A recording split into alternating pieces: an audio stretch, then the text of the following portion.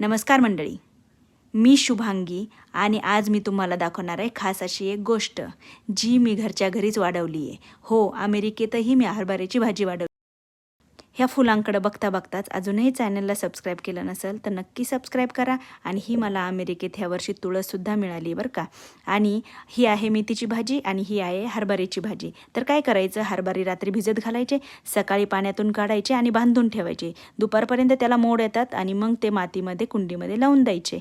आणि नंतर बघा हे 2 आठवड्यांनी मला असे छान असे हरभऱ्याच्या भाजीला फुलं आले ते. तर काय करायचं, फुलं आल्यानंतरच भाजी तोडून घ्यायची, म्हणजे भाजीची तोडणी करायची. त्यालाच घोळावणा म्हणतात. फुलं आल्यानंतरच भाजीला छान असे आंब येते आणि मगच ती भाजी चविष्ट लागते. पण हे आंब तोडताना शेतकऱ्यांच्या हाताला अक्षरशः चिरा पडतात त्या आंब्याने. त्यामुळं बाजारात जर भाजी घ्यायला गेला तर कधीच भाव करू नका.